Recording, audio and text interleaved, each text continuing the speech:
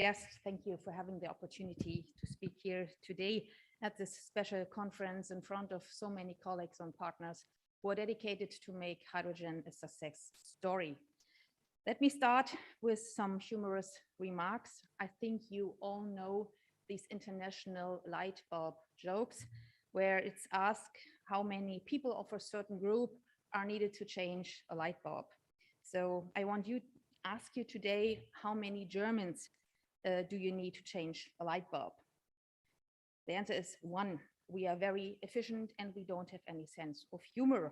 And that's why, going straight in my remarks about hydrogen, I would like to share with you today, as CEO of Westenergie, one of the largest grids operator in Germany. I believe in connecting the dots, and that's a key task for today. We have to connect the regions, we have to connect the suppliers with lots of green energy, with those who need the green hydrogen for their industrial processes.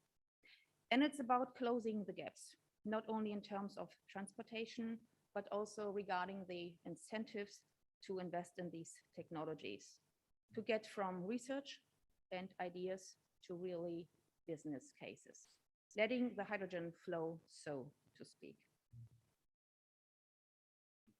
To quote the October 9th edition of The Economist, they wrote, "Hydrogen's moment is here at last." I agree.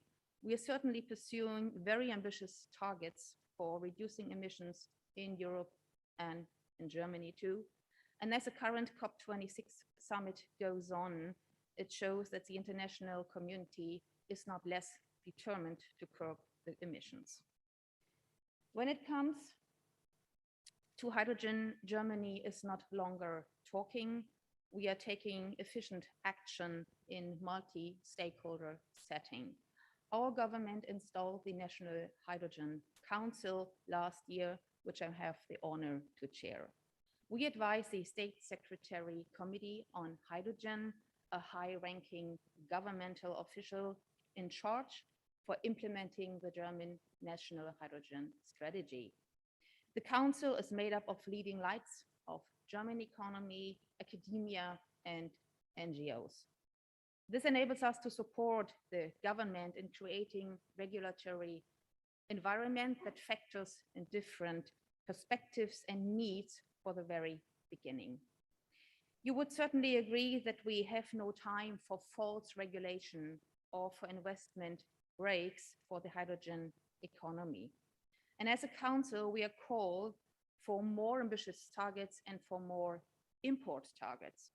We make sure hydrogen stay at the top of the agenda. However, yes, you need a necessary and regulatory framework.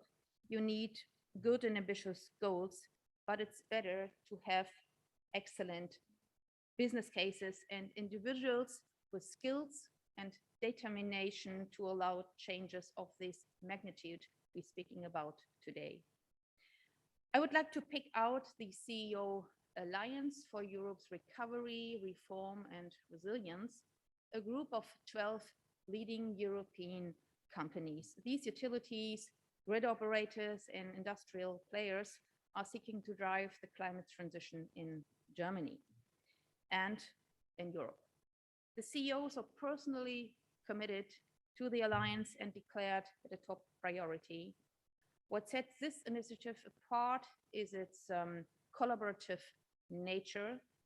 They can do collaboration, take them from a think tank to an action tank. Concrete projects for production, transport, and application of hydrogen are essential part of this initiative.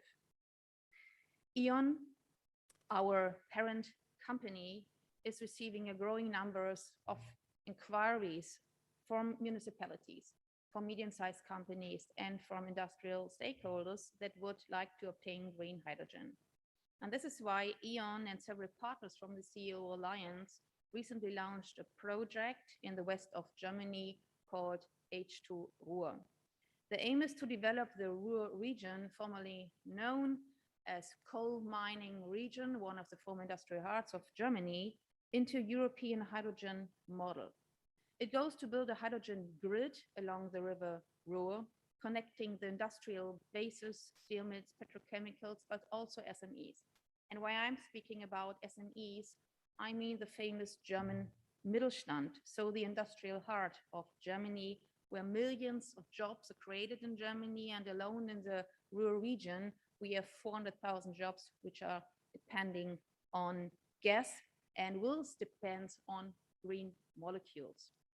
So the aim of this initiative, the CEO Alliance, and what I show here the slide, is to have and produce solar power and wind power in Spain and Italy. Then they import molecules or electrons to Germany for local electrolysis production, or to import green ammonia, as you see here at this slide, from Spain to Germany by ship. This is a prime example of cross-border projects, similar to the way how we successfully built a natural gas market 100 years ago. Following this example, more and more clusters will be created, which will eventually be linked to form an overarching large-scale industry for supply of hydrogen. However, we all know neither Europe nor Germany nor this CEO Alliance are going to build the tomorrow's energy system alone. We need alliances around the globe to rise the challenge. Our country has to forge new international partnerships for hydrogen and nurture these ties what it has now. Germany's commitment to building and diversifying partnerships runs deep.